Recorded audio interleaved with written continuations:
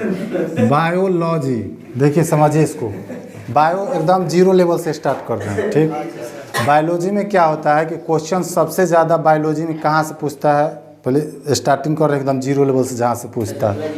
Bio का अर्थ क्या होता है? बायो मतलब कि जीव, और लॉजी मतलब अध्ययन, अर्थात जीवों के अध्ययन को बायोलॉजी बोला जाता है। क्या बोला जाता है? बायोलॉजी बोला जाता है। जीवों के अध्ययन को बायोलॉजी कहा जाता है। और सबसे पहले जीवों का अध्ययन किसने किया था? अरस्तु। इसीलिए बायोलॉजी के पिता या जनक किसको कहा जाता है?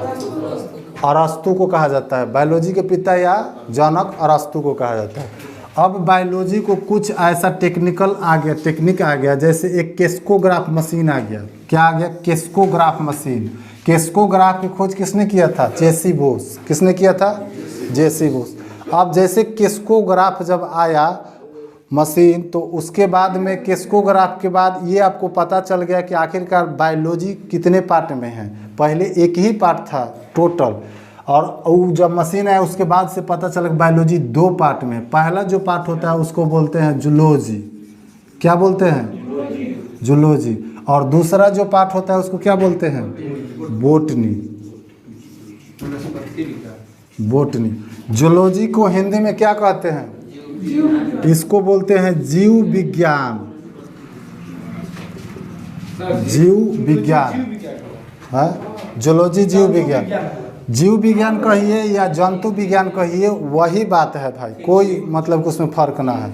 आप जैसे मान के चलिए जंतु विज्ञान, अगर आपको कह दिया जाए कि आप शेर के बच्चा हैं या शेर हैं तो खूब खुश हो जाइएगा, हाँ। अगर वही कह दिया जाए कि आप बैल हैं तो नाराज़ हो जाइएगा, जबकि दोनों क्या है? जंतु है, कोई फर्क नहीं है। वही बात है, जंतु विज्ञान और जीव विज्ञान में मतलब कि उसको कोई लिख देते हैं। चलिए आप ही का नाम, जंतु विज्ञान। और दूसरा जो होता है ये क्या होता है? वनस्पति विज्ञान। वनस्पति विज्ञान। अब बताइए कि बायोलॉजी के जनक या फादर बोलते हैं अरस्तु को। ये दो भाग में बांटा गया केस्कोग्राफ की मदद से। केस्कोग्राफ की खोज जे.सी. बोस ने किया था। किसने किया था? जे.सी. बोस ने। और जब ये जंतु विज्ञान और ये वनस्पति विज्ञान दो भागों में बट गया, तब जंतु विज्ञान के फादर किसे कहा जाता है? अरस्तु को कहा जाता है। क्योंकि पहले आपका बायोलॉजी केवल और केवल जूलॉजी था, इसी को जंतु विज्ञान को ही बायोलॉजी माना जाता था। जैसे जे.सी. बोस ने केस्कोग्राफ की मदद से खोज किया, उसके बाद वनस्पति एक अलग हो गया, बायोलॉजी का ही हिस्सा, इसको बोलते हैं वनस्पति विज्ञान। और इसके फादर कौन थे? थियोफ्रेस्टस। थियोफ्रेस्टस। 4 बार बोलिएगा, नाम याद हो जाएगा। वनस्पति विज्ञान के जनक थियोफ्रेस्टस। जीव विज्ञान जंतु विज्ञान के जनक अरस्तु। वनस्पति विज्ञान के जनक थियोफ्रेस्टस। वनस्पति विज्ञान के जनक थियोफ्रेस्टस। क्या बोलिए, कुछ पूछ रहे हैं क्या? हाँ, भूकतन, ठीक बा, भूकत रहिए। 4 बार भूकिएगा, याद हो जाएगा। थियोफ्रेस्टस, वनस्पति विज्ञान के जनक थियोफ्रेस्टस। इसमें कहीं कहीं आपसे पूछ देगा कि चिकित्सा विज्ञान का जनक कौन होता है? तो चिकित्सा विज्ञान बायो का ही अंग है, जिसमें आपका चिकित्सीय परामर्श लिए, जैसे डॉक्टरी सहायता लिया जाता है, तो उसमें चिकित्सा विज्ञान का जनक किसे कहा जाता है? हिप्पोक्रेटस। तो वो सब चीज़ें आगे आपको धीरे धीरे बताएंगे। मुख्य रूप से अभी बायोलॉजी को दो भाग में बांटा गया, एक जंतु विज्ञान और दूसरा वनस्पति विज्ञान।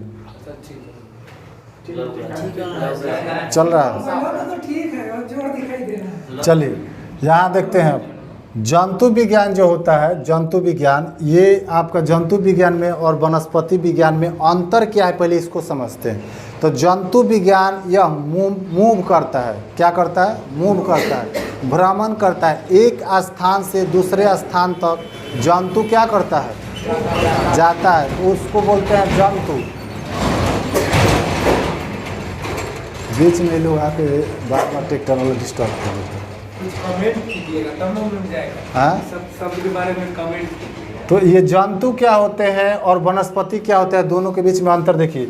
जो चीज़ें मतलब कि जिसके अंदर मतलब कि वो क्या बोलते हैं, उस प्राण रहे, इसको सजीव बोलते हैं। तो सजीव के साथ साथ जो चीज़ें एक स्थान से दूसरे स्थान तक मूव करता है, भ्रमण करता है, उसको बोलते हैं जंतु।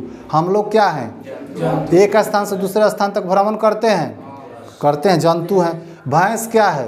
जंतु है। तो हम लोगों में भैंस में क्या अंतर है? कोई फर्क नहीं है। जंतु है कि नहीं है? हम लोगों में बैल में क्या फर्क है? वो भी जंतु है, हम भी जंतु हैं, क्योंकि वो भी भ्रमण करता है, हम भी भ्रमण करते हैं।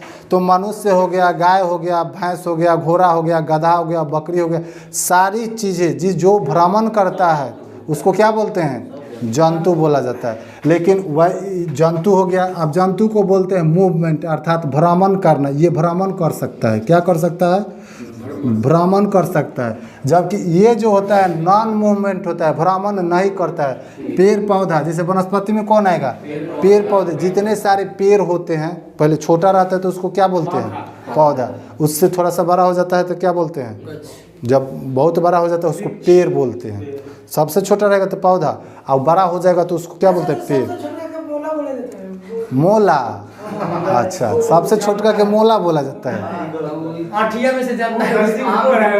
अच्छा, ठीक है, मोला भी सही है आपका। लेकिन जो छोटा होता है, आम का है तो मोला बोलिएगा, और नींबू का है तो मोला बोलिएगा उसको।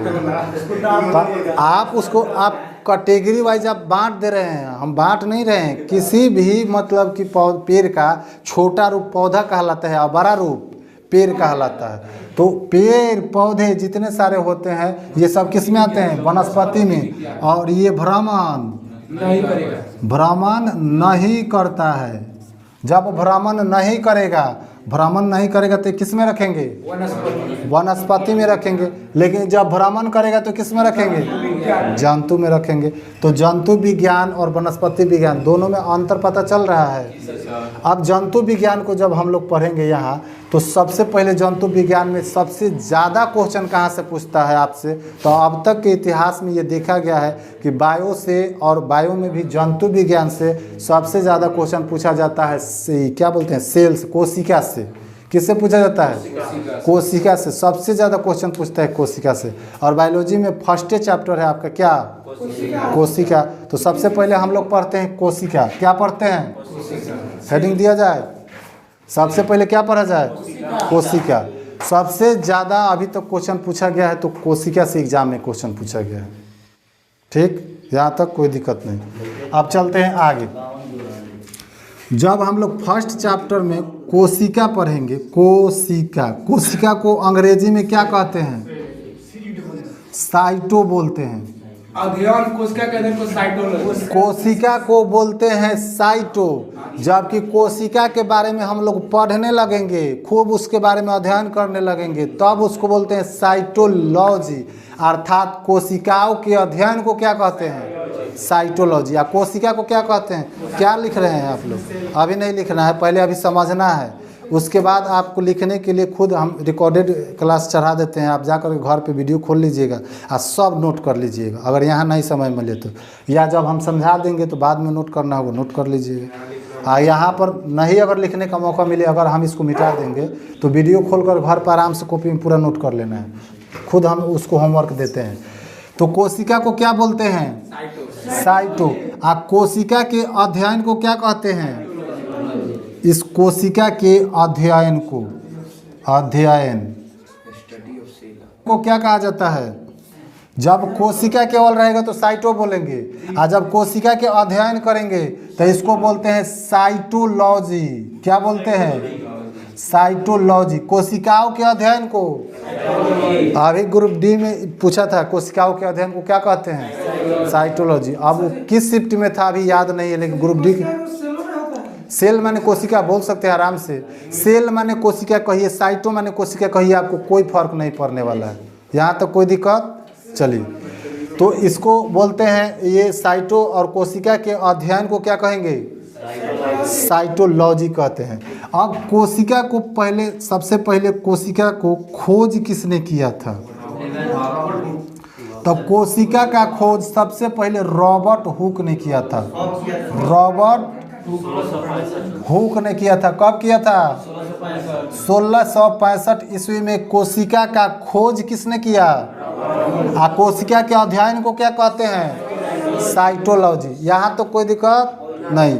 लेकिन इसके आगे जब चलिएगा तब पूछ देता है, कौन एग्जाम में तो ज़्यादा खखोरता है तो वो भी पूछ देता है कि जीवित कोशिका की खोज किसने किया। किसका पूछता है? जीवित कोशिका। जीवित कोशिका का खोज किसने किया? हाँ, तो एंटोनियो वान लीवेनहॉक। एंटोनियो वान लीवेनहॉक। अब बताइए आपकी कोशिका की खोज किसने किया?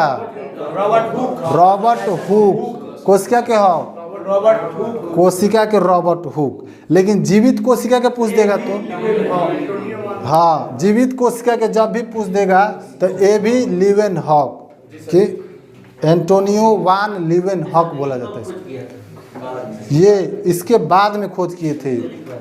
इसका डेट नहीं पूछता है उतना, और डेट लिखवा देंगे जब नोट करवाएंगे तो। पहले समझिए, यहाँ जीवित कोशिका की खोज किसने करवाया? लीवेनहॉक। कोशिका की खोज किसने किया? कोशिका के अध्ययन को साइटोलॉजी। अब एक क्वेश्चन पूछता है एग्जाम में आपसे कि कोशिका के सिद्धांत किसने दिया? कोशिका सिद्धांत किसने दिया था? तो स्लाइडेन एवं स्वान ने दिया था। स्लाइडेन एवं स्वान ने दिया था।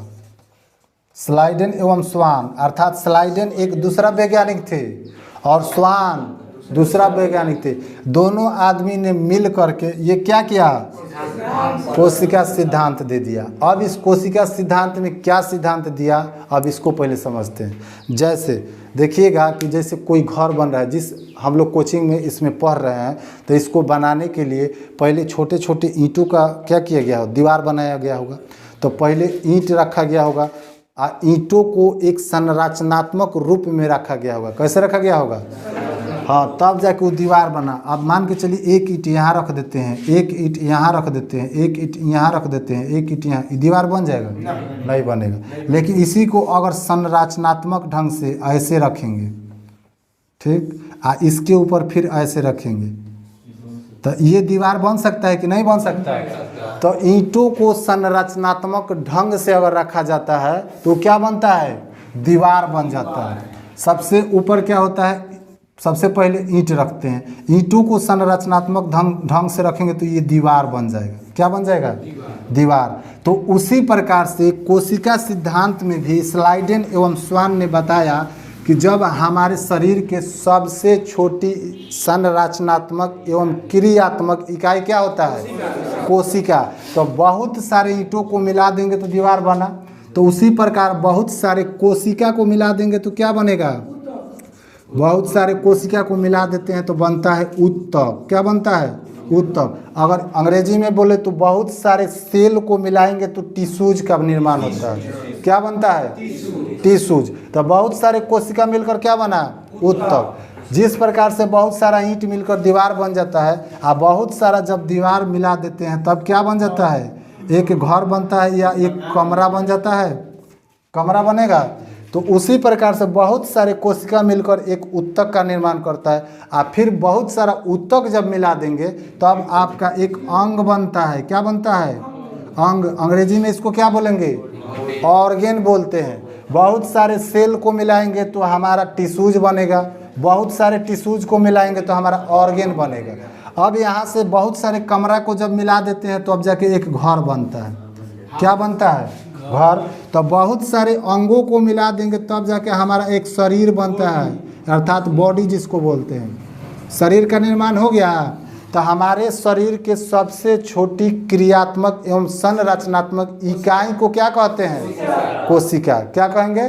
कोशिका। अब देखिए बहुत सारे कोशिकाओं को मिलाएंगे तो ऊतक। बहुत सारे ऊतक को मिलाएंगे तो अंग को मिलाएंगे तो शरीर। अंग्रेजी में बोले तो बहुत सारे सेल मिल करके टिश्यूज बनेंगे, बहुत सारे टिश्यूज मिल करके ऑर्गेन्स बनेंगे, ऑर्गेन्स सब बहुत सारे मिल करके एक बॉडी का निर्माण हो जाएगा। यहाँ तक कोई दिक्कत? तो ये सिद्धांत किसने दिया था? स्लाइडेन एवं स्वान ने दिया था। कोशिका सिद्धांत की खोज किसने किया? स्लाइडेन एवं स्वान ने। यहाँ तक कोई दिक्कत नहीं। अब यहाँ से जैसे आगे पूछिए बढ़िएगा तो आपसे क्वेश्चन पूछता है एक कि सबसे बड़ी कोशिका, तो कोशिका सबसे बड़ी दो प्रकार से आएगा, एक आएगा मनुष्य में सबसे बड़ी कोशिका, एक आएगा पूरी सृष्टि में सबसे बड़ी कोशिका। दो क्वेश्चन आ गया यहाँ पर, मनुष्य में सबसे बड़ी कोशिका, आप पूरी सृष्टि में सबसे बड़ी कोशिका। तो जब कहेगा कि सबसे, ऐसे मतलब पूरी सृष्टि में जनरली रूप से पूछ देगा खाली कि सबसे बड़ी कोशिका, सबसे बड़ी कोशिका बताइए कौन सा? तो शुतुरमुर्ग का अंडा, शुतुरमुर्ग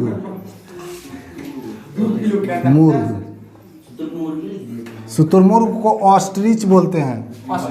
हाँ,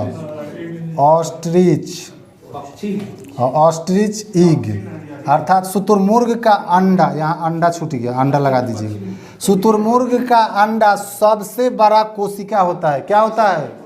सबसे बड़ा कोशिका। देखें कैसा होता है, कते बेरा होता है। नारियल देखें, नारियल जिसमें नारियल से हम लोग नारियल को छील करके या दाब बोलते हैं उसको, उसका पनिया पीते हैं, तो वही नारियल जैसा होता है ना, हरा नारियल, वो उतना ही बड़ा उस शुतुरमुर्ग का अंडा होता है। शुतुरमुर्ग का अंडा कितना बड़ा? नारियल के आकार के होता है। आप समझिए नारियल कितना बड़ा, उतना बड़ा किसी चीज़ का अंडा होगा? नहीं होता है।